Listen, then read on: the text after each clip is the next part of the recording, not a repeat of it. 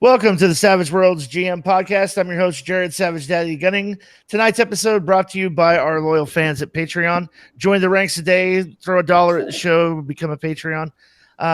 Also, we're on social media at Facebook and on Twitter at SWGM Podcast. Like, subscribe, share on YouTube. Catch the broadcast the following Tuesday after the live stream. We'll be on the YouTube channel, youtube.com/SWGM podcast.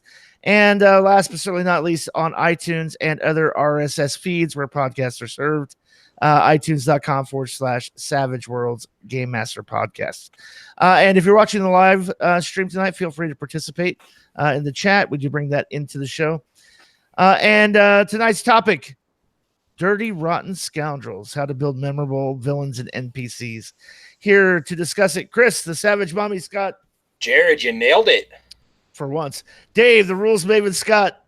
Did you just introduce him as Chris, the Savage Mommy Scott? I think so. No, I absolutely did not. Only time will tell. I wasn't listening. Fuck you, RM. And Scott, the Savage, or Scott W, the Savage cheerleader.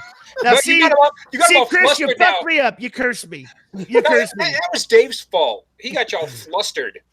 Oh, hot and bothered. Hot and bothered. Chris, who only ever gets upset about people getting his name wrong, completely just took it in stride when Jared got his name wrong. Well, it bears mentioning that for the first year and a half that Chris was on the podcast, I introduced him weekly as Chris Fuchs, and he never corrected me. He told me, that's not how you pronounce my name. Here's the thing. I actually thought that he was just weird and pronounced it Fuchs, despite the fact that it's Fox. I just thought, okay, his family doesn't want to honor that particular pronunciation. I introduced that way. Yeah, and here's the thing. My family doesn't want to honor the pronunciation that it's supposed to be, which is Fuchs. My family decided, hey, it's Fuchs, but we're going to pronounce it like Fox and just fuck everybody up. Well, it's what it means, right? In German, Yes, it's Fox. And when your family got to Ellis Island, they probably did the immigrants what they always do. Like, okay, eat a dick next. Yeah, your name's, what's your last name? Oh, Fox, you got it. Yeah, congratulations. You're special too. Well, and here's the funny thing, too. I didn't learn the correct pronunciation of Chris's name until listening to an episode of Smiling Jack's Bar and Grill. For those of you who are missing our Savage Zealot, Mr. Dustin Smith, he's off courting other podcasts and stepping out. So hunt him down and tell him that, he's cheating hard. He needs to be true. But it's jerk.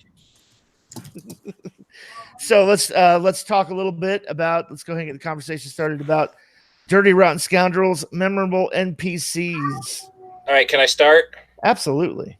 And okay, everybody who's watched the show for a long time, you know exactly what's about to happen. But 2 words, John Stamos. Memorable villain. And it wasn't one of mine. It was one of Jared's, and it still triggers me. Well, there's something to be said for happy accidents. Because I still tell people about that, and we still talk about that. It was just freaking amazing, and it was just that weirdness of that shouldn't be there, and and we're all dead, so run away fast. So yeah, he's gonna wear our skin. That's the first time where it didn't make the thing that's nice about that is it didn't make the characters. It wasn't the characters reacting. It was all the players going, "Oh, all the fucking no, yep. No." Well, when he's waving us over, I'm like, no, keep going. We had just completed a scene in which we raided a small cabin in the woods where we found a human eyeball wrapped delicately in a napkin next to a steaming plate of food, and then found out it had been carved out of someone's head with a spoon as a punishment for not saying grace. Oh, shit, that's actually baller. And then 20 minutes later, we get introduced to this perfect, Stedford Wives version of a home that survived the apocalypse with a manicured lawn, the pink flamingos, the freshly washed and waxed Edsel in the driveway, and every party member had been completely fine with eating the food in the little cabin of the woods. They had just gone, oh, an eyeball. They just kept right on going. We see this. Fuck no. That's because that's that psychological terror, right? When you know there's something wrong. Table. It wasn't just like one or two. It was like the entire table's like, oh no. No. That shit ain't happening. Yeah. Now, the funny thing is behind the GM screen, they were in no danger. It was really an oasis. That's what I planned. It was really an oasis. The character wasn't a good guy, but he would not have done the party any harm whatsoever. Oh, wow. Interestingly enough, like that character we never actually interacted with him as player characters. No.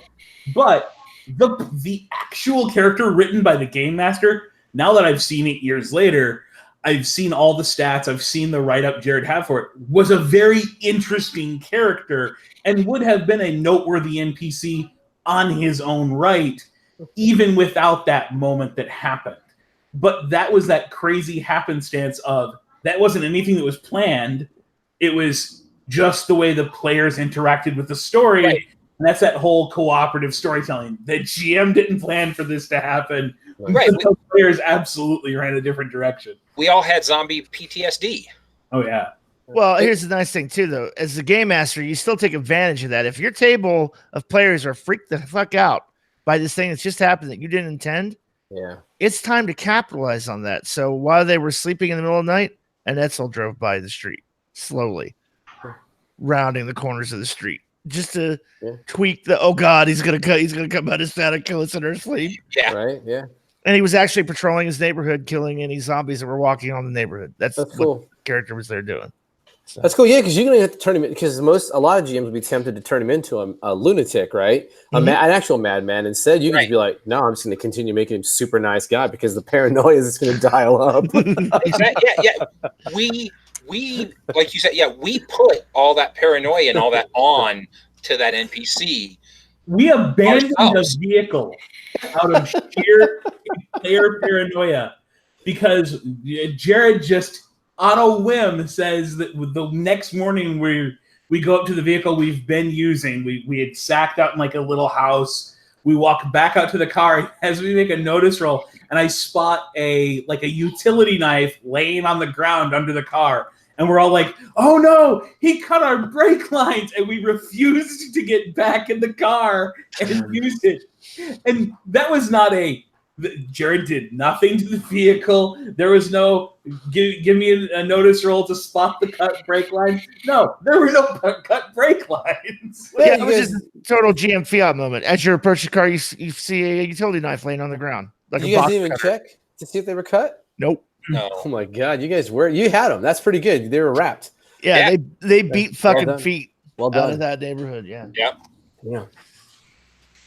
So, I mean, that was an interesting one. With that said, that is not, at least for me, the most notable character to have come out of that campaign. No. The most notable character is the one that actually ended up interacting with the players, and that was the little girl who ended up driving Chris's character to murder, ended up driving at least two characters to commit damn near suicide trying to rescue her, who, walked around playing zombie with the zombies. Like, that was such a well-crafted, insane character that actually kind of personified the insanity of a child's mind stuck in the apocalypse, that it became so creepy and something that we dealt with literally week after week after week in sessions, that it just dominated roleplay for a while. And that, to me, is a far more notable character because all the nuance of that character finally came out in play. Damn. Rough. Right. And the thing about both of these characters that we're mentioning, and I'm just going to throw this out there for GMs who are trying to put things together, is stop trying to make a plot device character. Stop trying to make a talking head character that's just there for exposition. They're not there to stir. You shouldn't create NPCs that are there to serve the story in a particular way that you've imagined, as much as what type of people would inhabit this space in the story I'm telling, and give them actual motivations and reasons for being there, and actual personalities for the way they react. And that way you can very organically bring them into play no matter how the player characters interact with them, because you know how they would react to certain situations or stimuli because you're familiar with their motivation. And they're a full-fledged thought out character. You could start them as sort of a kind of a caricature.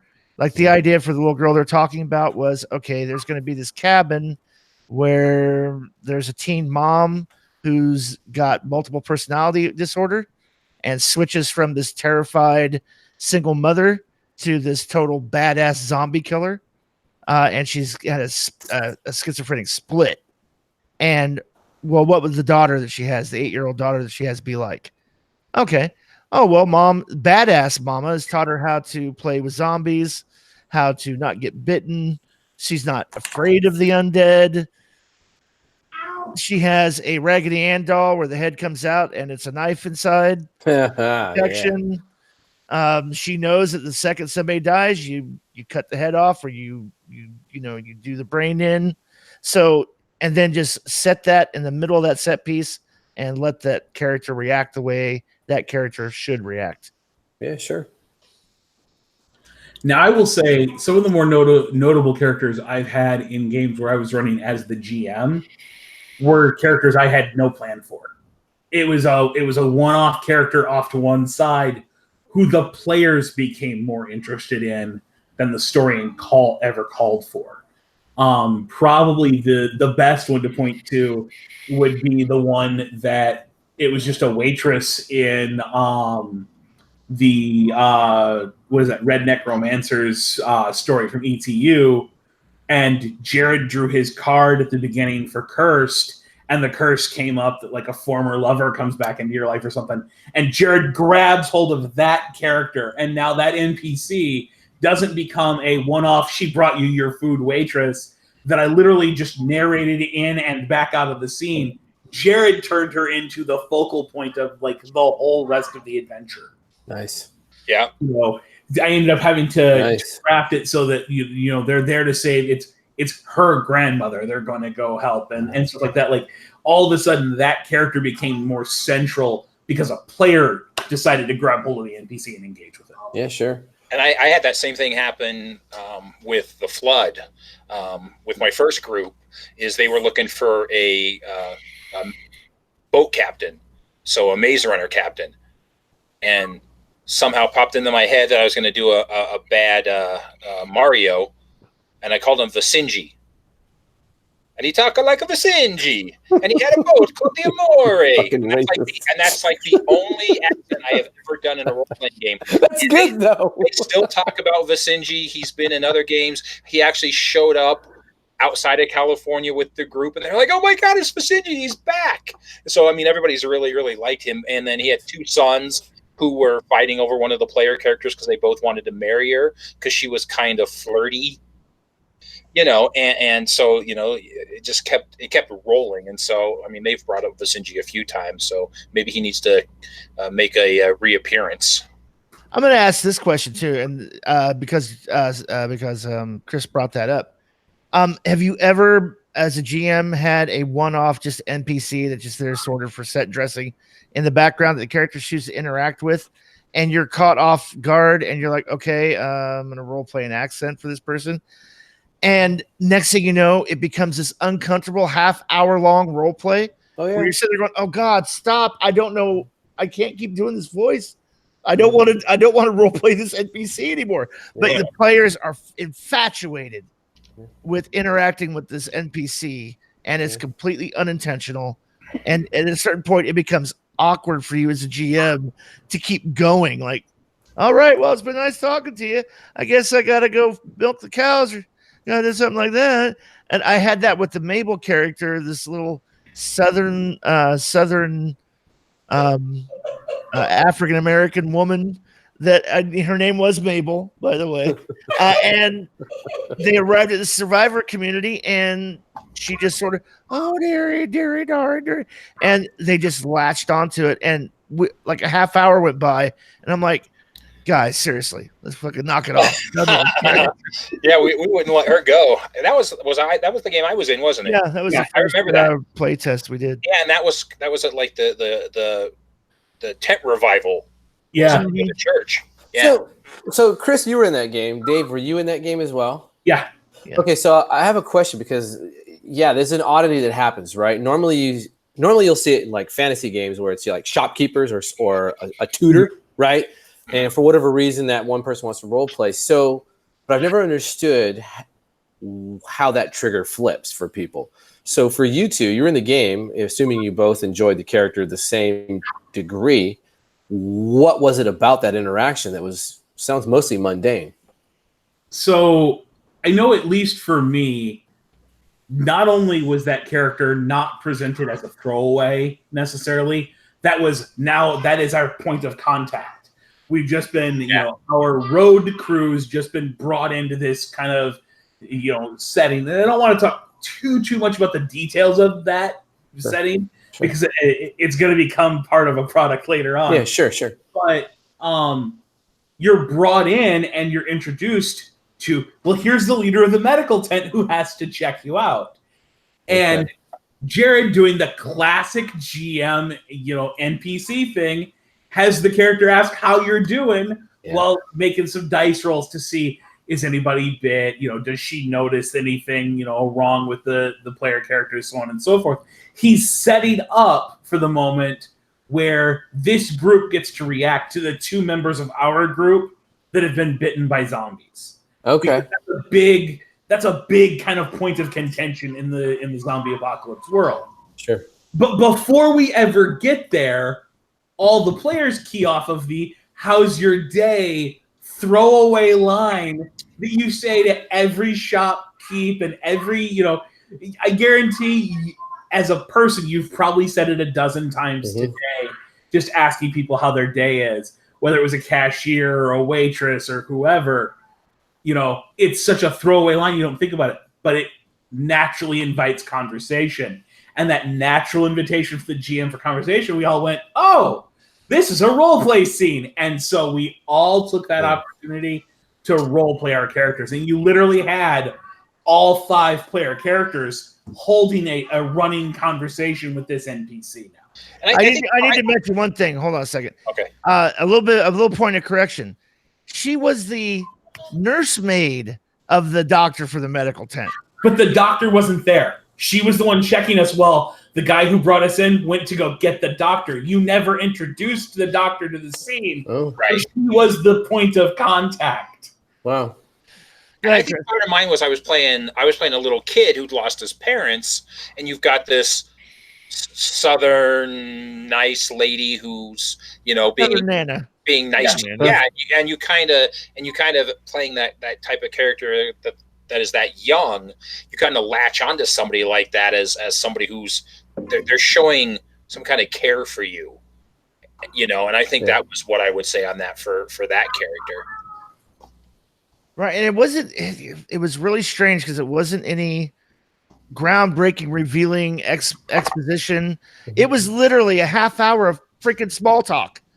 Yeah, but it was a de-stressor, what it sounds like. Yeah, in the apocalypse, especially in that apocalypse, where the player characters are under constant mental and physical strain, it's suddenly that moment, that return to normalcy moment.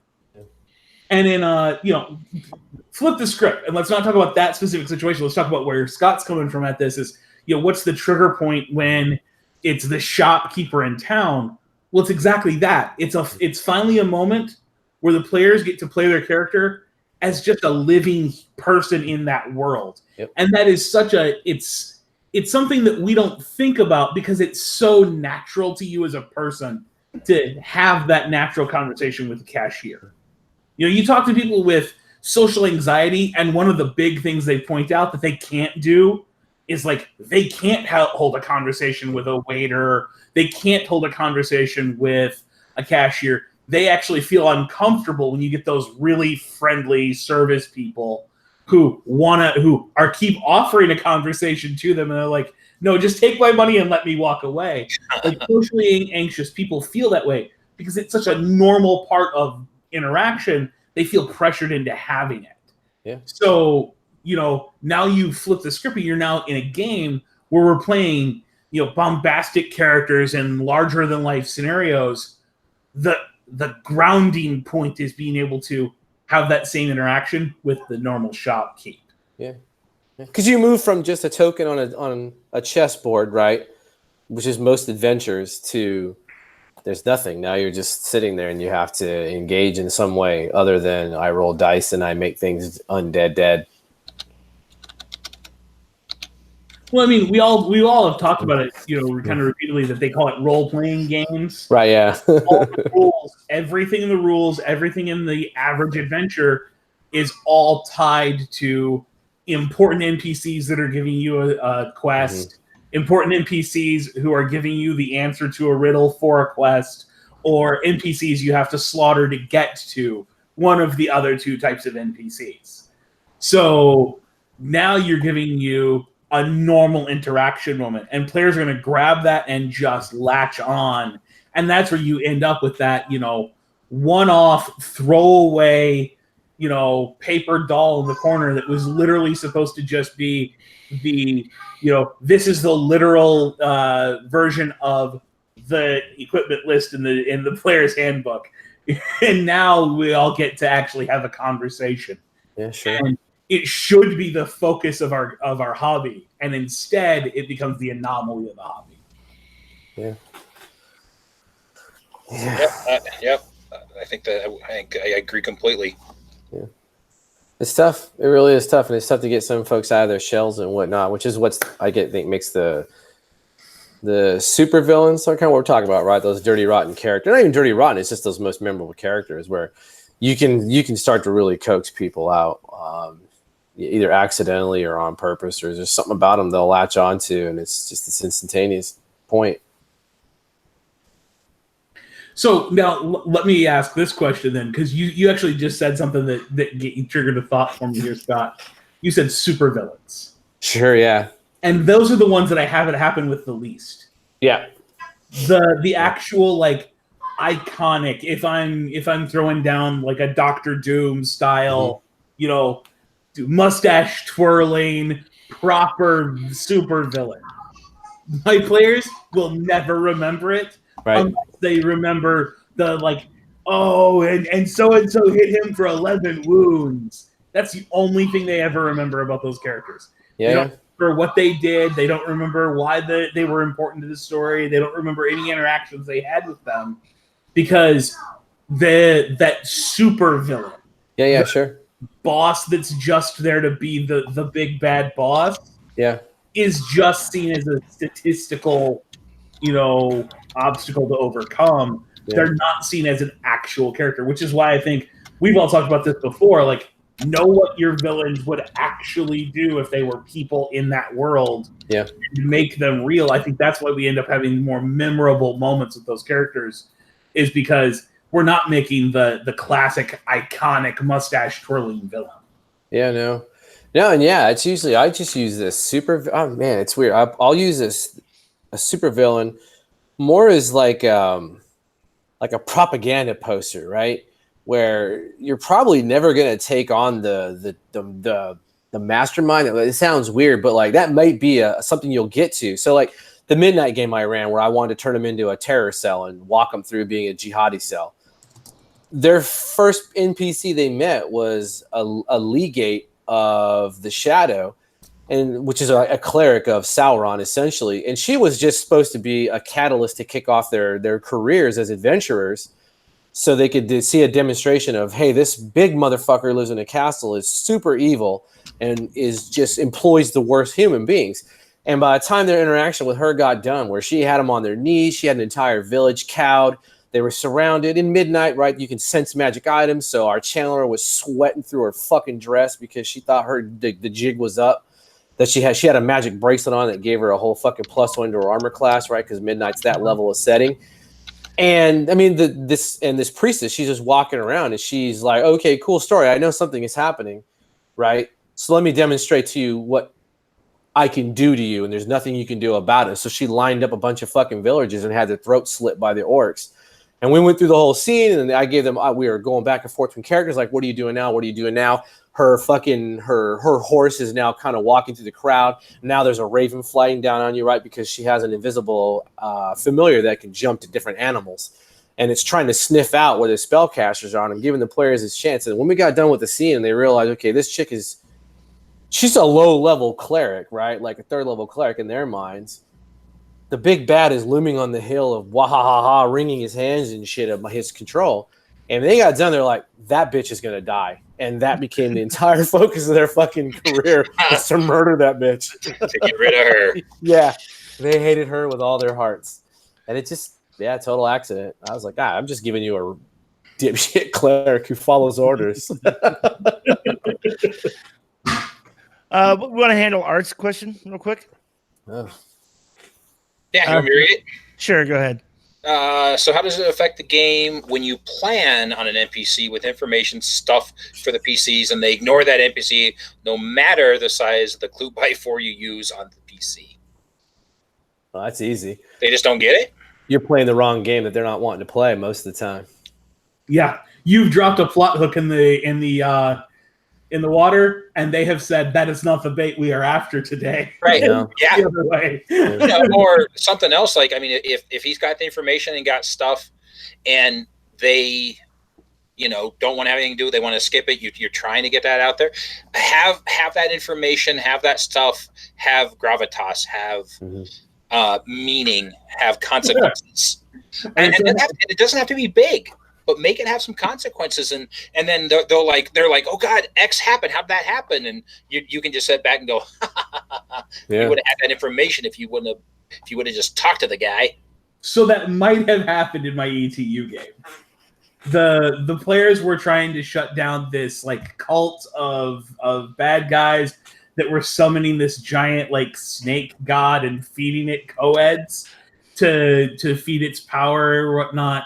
So they are going on the long thing, and I have dropped several subtle hints, and I kept them at subtle hints that maybe they should go research this god. And I would drop the name, or I would drop a reference and stuff like that, and I gave them ample opportunity to go research what it is they were trying to stop.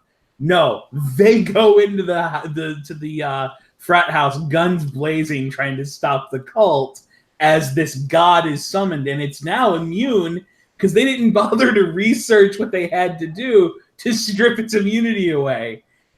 And Jared, in his amazing capacity to just throw monkey wrenches, decides, well, fine, everyone's out of the house, right? Yeah. I jump in a truck, I drive it through the front door, down the basement stairs, leap out of it at the last second, and as I do a shoulder roll away, I come up with a shotgun in both hands and shoot the fuel tank. Blows a truck up in the basement of the house next to the gas line, dropping the whole house on the demon god's head. And it's like, it didn't matter if the demon god was immune. They got rid of the problem. Now, I have to add to that story: no shooting, no driving. Oh, These are all unskilled. Oh shit! Wow. That's crazy. And a couple Benny drops to make it happen. But of course, right? That's what they're there for. Yeah. There again lies the thing. Like, here's this big bad. I planned on it being this really interesting character. And I planned an entire subplot where they were going to find out about how nasty this demon god thing was through research and all of this. No, the players went right the hell past that. Right into guns blazing time and one-shot the demon god by dropping a house on its head with unskilled rolls. Nice. It doesn't matter how much you want to make an NPC interesting, they will not grok what you want them to grok every time. Yeah. Right. And things that seem obvious to you, because I'm going to play on the clue by 4 comment. Things that seem obvious to you are not obvious to other people especially in a role-playing game. Right, yeah. So I would tell Art, like I've always suggested, is if you're going to do something where if you have a situation, like you have an NPC, like you said, with information or essentially the plot lead, right? Always go with a 3-clue rule, right? And always think about, okay, if there's a murder on the street and villain did it, what are the different ways the characters can get to that conclusion. Okay, they can control the streets and look for clues that way. They can investigate the person that was murdered, and they can go about it that way. They can research other such crimes in the district, right? You got to give these have these different avenues for reaching a conclusion that you'd like to see them get to continue moving forward. And even then, and don't ever do red herrings, because red herrings are useless. The players will invent red herrings for themselves. Yes. The best red herrings come from just listening to your players. I don't anymore.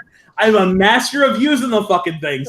I love doing like a three session arc where the players are just tracking down a red herring, but it's always a red herring they came up with. Yeah. And sometimes you feel bad because you're like, oh, fuck, can we just stop? Oh, I never feel that. I love to run red herrings.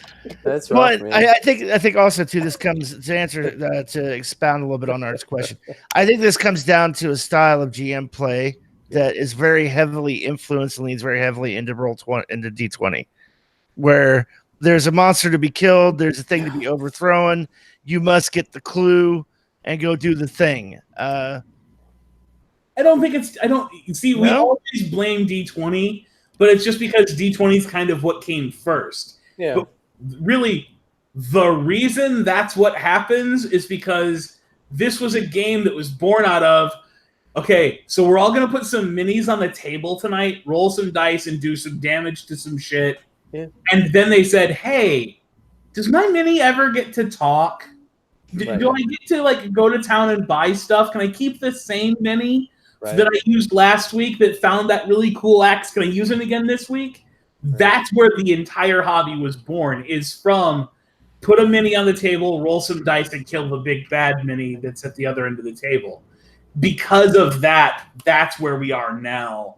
And while, yes, the hobby's evolved a lot, anytime you recommend to a group of hobbyists, hey, what if we did X to identify how our hobby could get better? You'll be told no. Absolutely. Yeah. And because I've been saying this for years, like, what should we all do as GMs or as podcast hosts or whatnot to kind of lead people to playing richer, more in-depth games to get better role play? And they're like, well, who are you to decide what's better? I'm like, I'm not the one deciding what's better. I'm saying, what can we do to tell people, challenge the boundaries at your own table? Yeah. Maybe the boundary at my table isn't the boundary at Scott's table, but both of us should be willing to stretch the boundaries at our table to find new ways and interesting things to interact with. Yeah. No, it's true. It's like, it's the organized play scene, and it's terrible. It'll sound egotistical and shit, but yeah, it's like, yeah, you guys are smiling and you're having a fun time, but you get someone like me and my way I GM, I'm going to run fucking riot over anything you're doing at the table, and your players will never want to do that shit again because they're not going to want to be led by the fucking nose, room for room, monster to monster. They're going to learn a new way of playing. So there are better ways of playing. And to this day, I still think Powered by the Apocalypse is one of the best fucking role-playing systems out there. I know a lot of the guys in the OSR, I will get my fucking OSR card pulled for that statement, but I'm sorry, it's a really good game system. The mechanics are very simple, and if you have engaging players, you will find out if you have them or not in that system. Well, I think to answer Art's question a little bit as well, I think a lot of this depends on when you choose to introduce this player that has the clues. Yeah. If it's just a guy in the middle of a bar sitting in the corner by himself, there's no reason for the players to engage that person. So I'm a big fan of putting the person or character with the information they need right in the middle of the shit with the players. Yeah. Yeah, put them in peril. You got to build bonds, and that's the fastest way of doing it.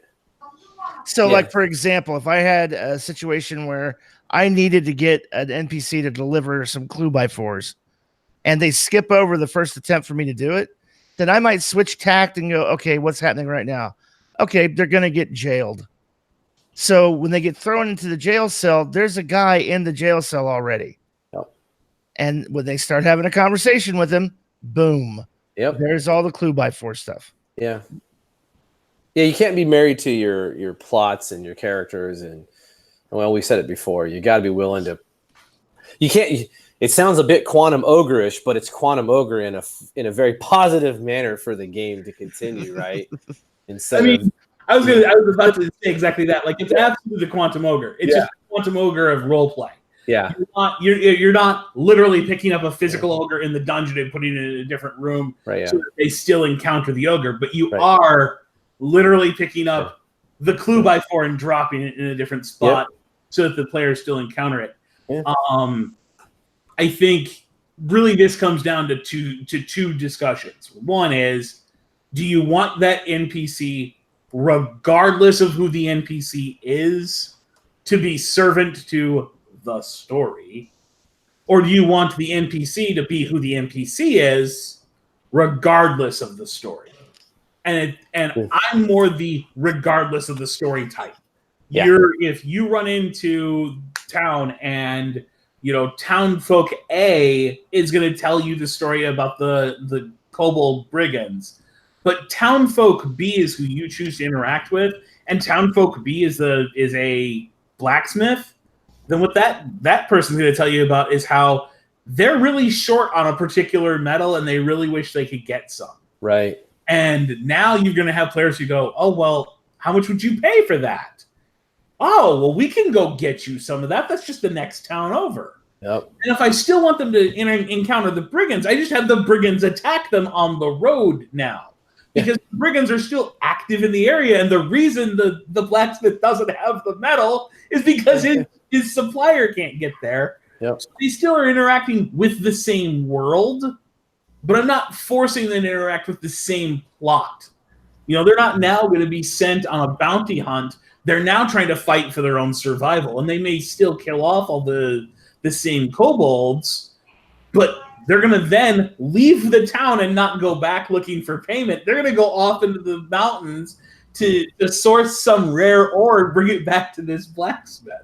Well, another thing too, right? It depends on whether or not that character, that NPC that you want to use for the clue by 4 and exposition is passive in the story or scene or active in the story and scene. If you want to guarantee in roleplay that they get this information or encounter this NPC, then you make it a helpless girl or an elderly old man who accosts them in the streets. Oh, please, sir, you must help me. Please. Right. Or, instead of just, oh, no, he's the guy sitting on the front porch whittling. And if how you put him into the scene. Right. And again, if you give him the same lead, right, twice, let's say, and they're still not biting it because it doesn't interest them, you're done. Drop it. Do something else, and you're going to have to come up with some ad hoc shit unless you're following like a plot point or something like that, right? That's a little bit different because you don't. Now you got to get creative on how you move that fucking plot point forward because that has to happen. Those beats have to occur. Boy, do I know that. and take that step back as well. Like one of the things that I like to do with a plot point campaign before running it, if I do, and I'm not one to really run them, but I figure out if the players fail to do the thing in the adventure that night, what happens to the rest of the plot point campaign? Yeah, sure. Mm-hmm. So, if the player, let's say your plot point campaign is to stop some master villain from enacting some plan that requires a bunch of money, a piece of rare technology, and a particular scientist to use that rare technology and the money to make some quantum, world-ending device. There's your entire plot point campaign laid out, 3-act structure, the whole 9 yards. Step 1 is they're going to get money. And the player characters choose not to stop the bank robbery. Well, then the villain has a lot more money. Mm-hmm. And every NPC for the rest of the plot point campaign is better armed. Yeah. It's better equipped because the villain had the money to make sure his guys had weapons. Maybe there's a few extra mooks in every scene from that point forward, because he could afford to throw the money around to hire a few extra thugs. Yeah. Stop and think about what the ultimate effect is of the player characters not doing the thing. Whether they choose not to interact with it or they just fail. Because that's the other option. Your players might latch onto that clue by 4. You might ring them about the head and neck so hard they fail to accomplish task. You hit them with too many clue by 4s. They ran dead long straight into a trap and fell for it. And now they've failed to accomplish the task. What does that do for your ultimate story? Yeah. Well, I'm also a big fan too. Absolutely. Consequences for action or inaction absolutely should run their logical course. I'm a big fan of villains, the villains in the story being the creation of the heroes. And I'll give you an example of what I mean by that. You take the first Incredibles movie. The whole reason there's a conflict and a supervillain is because the little boy who idolized the hero and wanted to be his sidekick got shoved to the side. Mm-hmm. And that created his ultimate nemesis villain that comes back to kick him in the ass. I think there's a certain poetic kind of justice to that when you're creating a villain, because now the villain has gravitas. Yeah. If you haven't watched for a good a revenge story, it's Mile 22. If you want hyper action spy shit, Mile 22 has a villain who will go to great lengths to exact revenge for a serious transgression in life. But I mean, damn, you look at it's one person for many people, but it's fucking solid. Well, I just added that to my list of movies. Yeah. So let's talk about how do we each personally approach the big bad, the super uber villain? Is he NPC statted? Is he a mirror image stat block of the player characters, which is a popular method to go, right? Yeah. Or just magically nullifies all their powers? I mean, what is each one of our favorite ways to create a big bad, bring him into the scene, and hopefully have that final showdown? So I want to throw a token answer out to this in light of the fact he hasn't been on the show in fucking forever. It's not something I've ever done. I don't think it's anything any of us have ever done. But my favorite answer to this question would come from Jim, where he was running the other group and through to a group of players, hey, how would you build your Thieves Guild? Yeah. And then had the Thieves Guild for the group that was going up against one.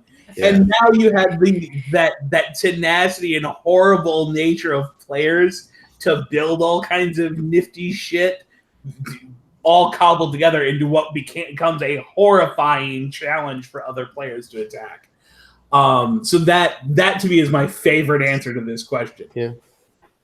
What I normally do is I look where it says go to page 322 or page 322, and then I flip to the back of the book, and then I look at what's in the back of the book. Fucking Chris. And then I go back to where I am in the plot point, and then I forget everything that I just read. Oh, Chris, I love you so much. And then I just try to play him, to the best of my memory. He says, "Bwahaha, die, die, die, yeah, die, die, fireball."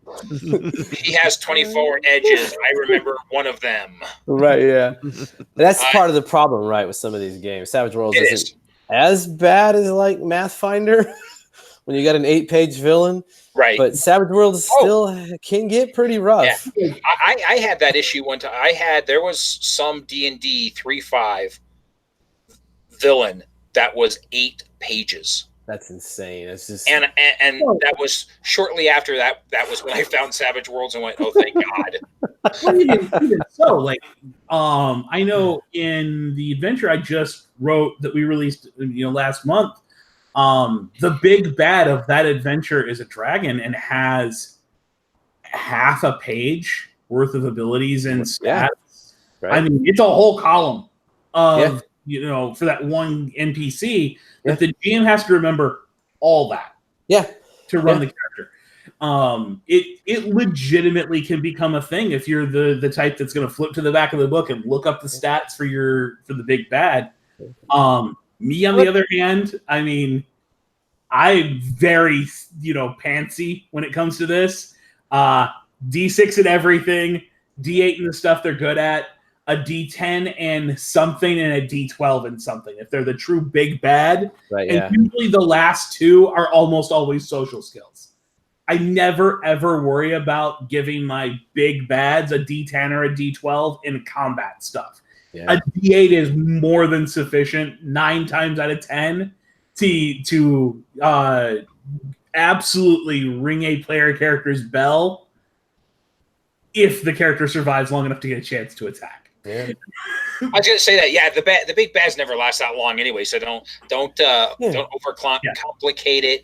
Yeah. Don't sit there and rack your brain and make things more difficult, because when you get right down to it, that big bad's probably not going to last that long, and they're there to take a beating. Yeah, get creative with your edges if you're going to need one.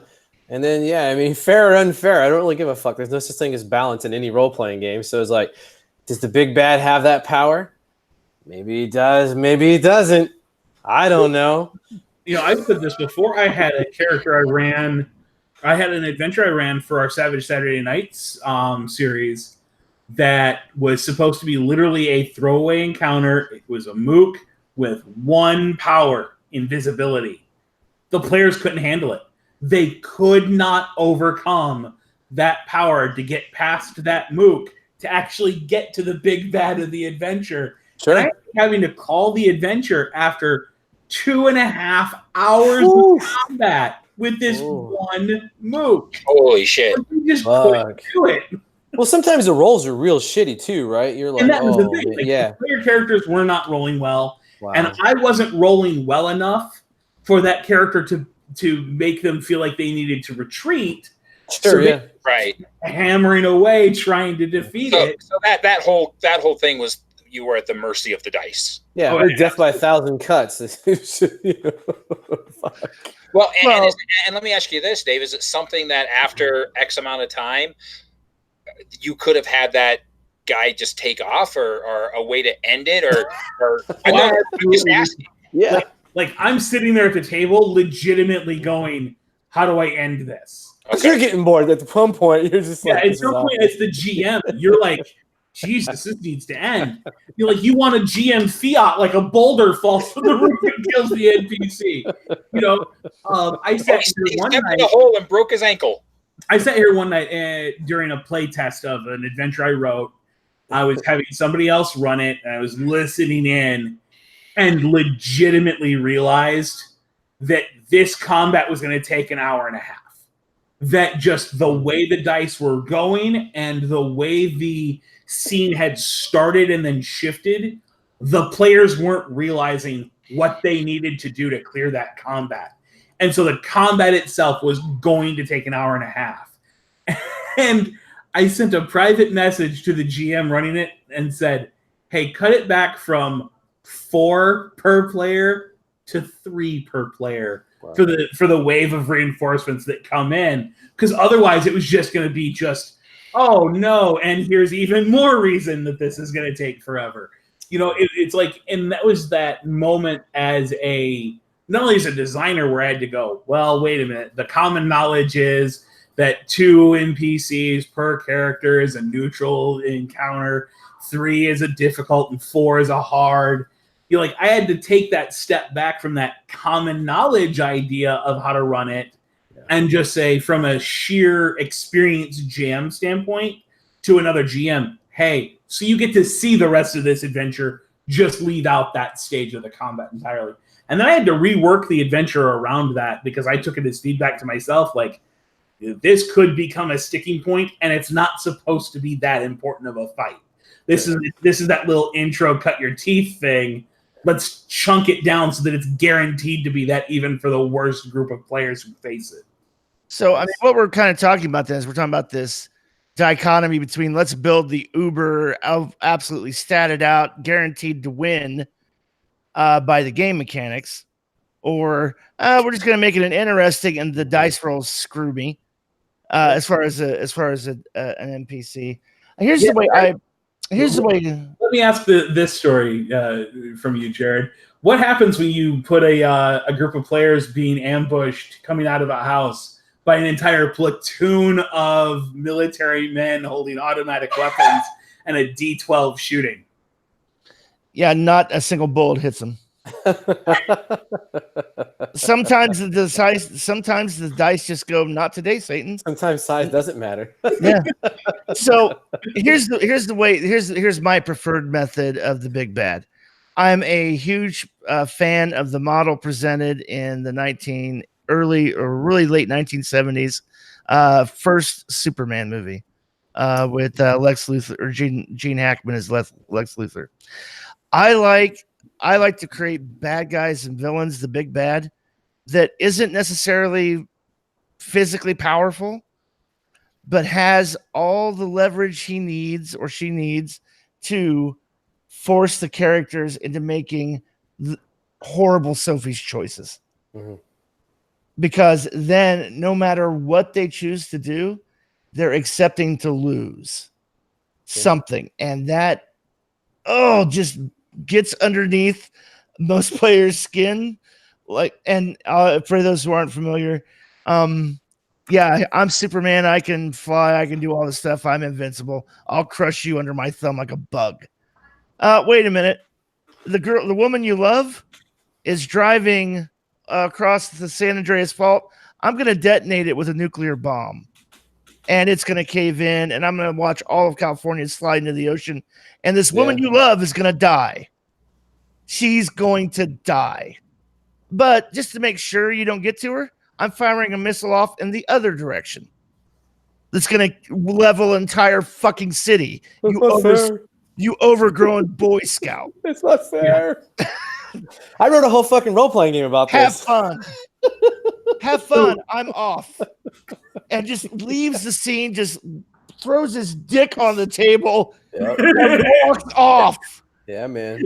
So here's the one thing I will say about that while that is an amazing scene in a movie, and it does make for very compelling story, be very careful that you know your players before pulling that maneuver, because otherwise what you have just done is you have taken your Friday night group and turned it into a Friday and a Saturday night group as the party splits completely in half and head off in separate directions to deal with both of the choices of the Sophie's choice. Yeah, you just make it a horrible choice for the entire party in general. Yeah, and here's the thing I really love about that scene in that movie.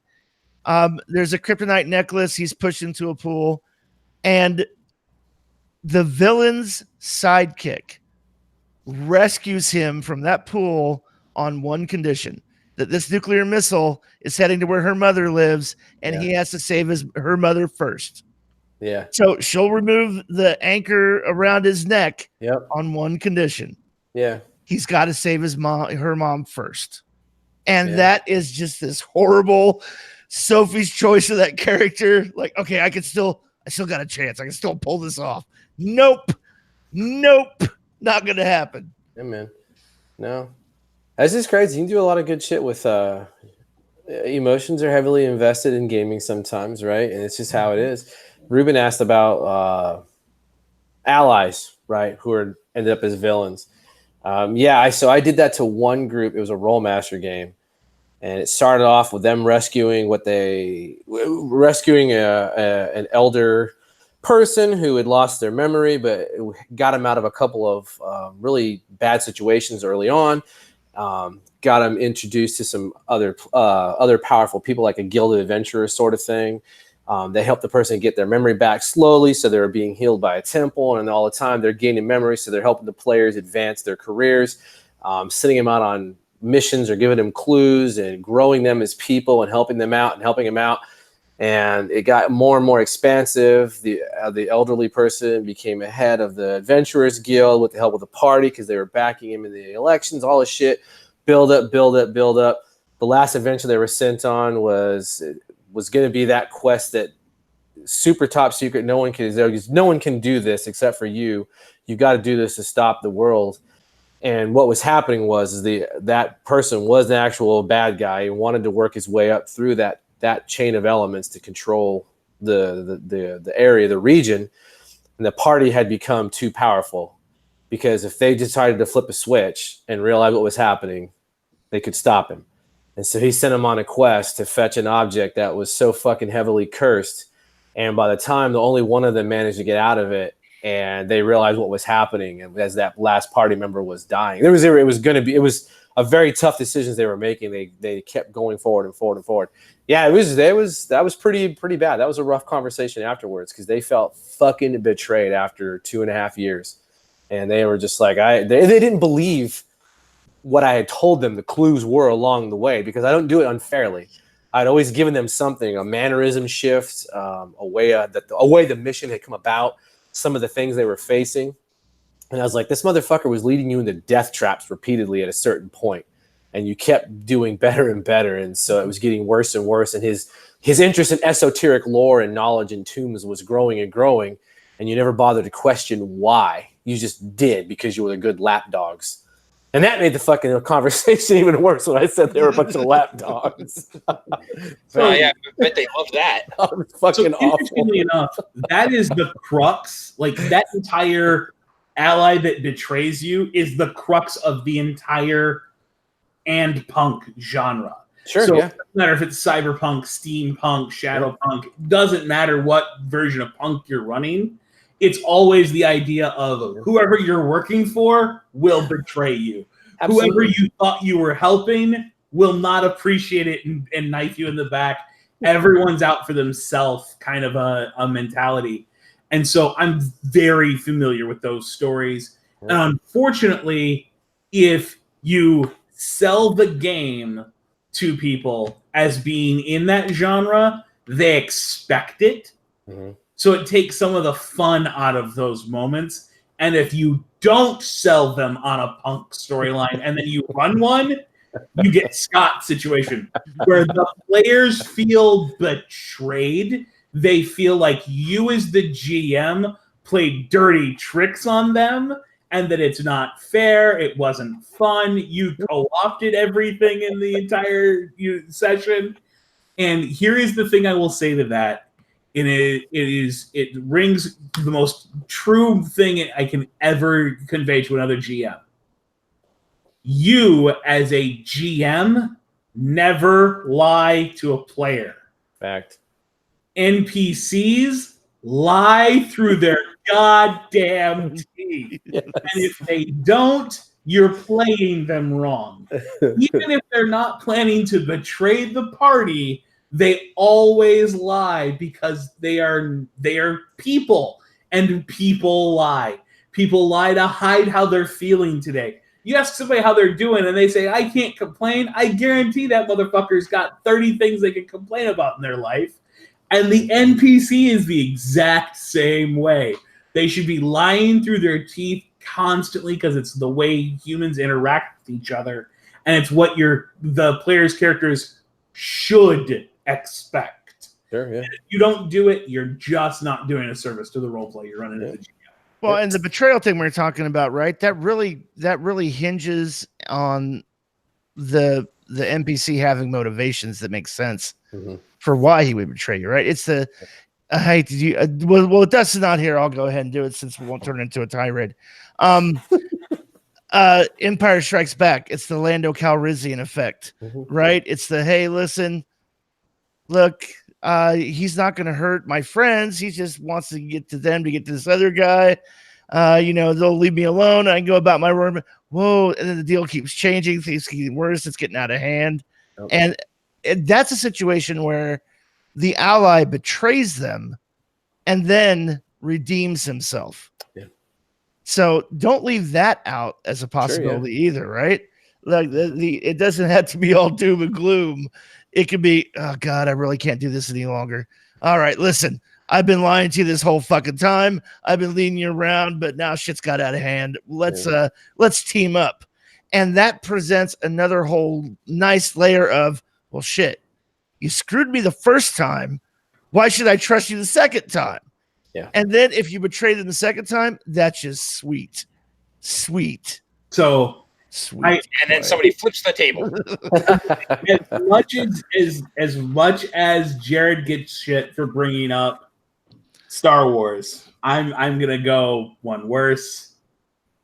Indiana Jones and the Kingdom of the Crystal Skull, where you literally have Indy's friend from the very beginning of the movie. Spoiler alert if you've never seen the worst movie ever released with Harrison Ford in it.